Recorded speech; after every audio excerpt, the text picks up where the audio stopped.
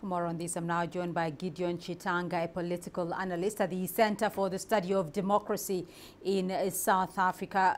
Gideon, thank you for joining us on Africa Live. Now, it's been days of speculation and drama. Is it really over now? Will things in South Africa now return to normal with the having of a new president? Yes, I think that we have come to the end of the drama, and it ended as soon as President Zuma accepted to step down. And it looks like the ruling ANC party is now set to roll out its new post-Zuma vision based on a broader consensus along the different political formations in South Africa, particularly on focusing on engendering the national interest. So it looks like immediately after the swearing in of Ramaphosa, you could see that the mood, in fact, immediately after the resignation of President Zuma, you could see that the uncertainty dissipated, and there's a sense of optimism within Parliament and outside and among us just ordinary South Africans. Well, what impact would you say, though, that the political drama and the subsequent transition has had on both South Africa and the African National Congress? Is there a fallout now that the new president will have to address? Look, the drama was necessarily a consequence of the uncertainty going towards the ANC Congress.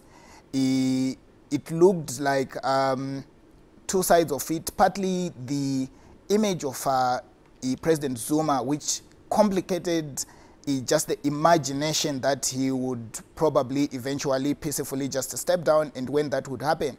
And the second side, it was the deep factionalism within the ANC going into its Congress. So it was like a miracle first when the ANC Congress ended peacefully, and then although the factions were quite visible post the election, there was a kind of balance of power which sort of vindicated optimists who believed in South African democracy and sort of raised skepticism in how Ramaphosa was going to counterbalance the major factions in the party.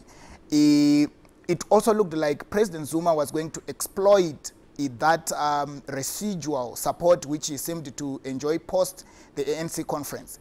But and the dragging on of the process of transition from Zuma to Ramaphosa seemed to sort of erode that faith and belief in South African institutions, because the markets, the observers of South African politics began to doubt that this transition was going to end peacefully.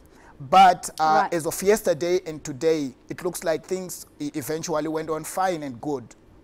Right. And so what does Cyril Ramaphosa, though, need to do to reassure investors? Because South Africa's economy has taken a battering over the last year or so. What does he need to do to reassure investors, as well as international bodies like the BRICS and the G20, of which South Africa is a part of?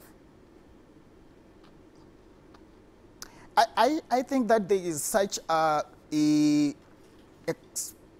such goodwill within South Africa and outside South Africa, and there's so much confidence and belief in Cyril Ramaphosa.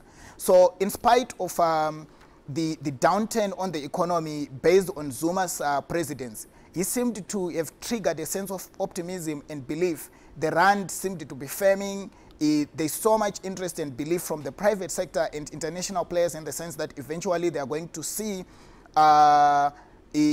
investor-friendly policies. But I must say that the biggest problem in South Africa is unemployment and the socio-economic contradictions, which are basically historical. So I think that Ramaphosa, given everything else, should focus on expanding business opportunities in South Africa. And for me, what would work is basically looking into South Africans themselves, investing into small businesses, creating such vast areas of employment in small sectors of the economy which can absorb marginalized blacks and especially youth who are coming out of the universities and the education system, and dealing with the historical structural legacy of land reform South Africa is such a unique situation where the colonial legacy and the failure by the government or successive governments to actually make an audit of how much land they own and how much they could give to ordinary people and support agriculture would be dealt with. Those issues need urgent attention if South Africa is to be stable and to grow its economy immediately. Gideon Chitanga joining us there from Johannesburg with an update from South Africa. Thank you for your insights.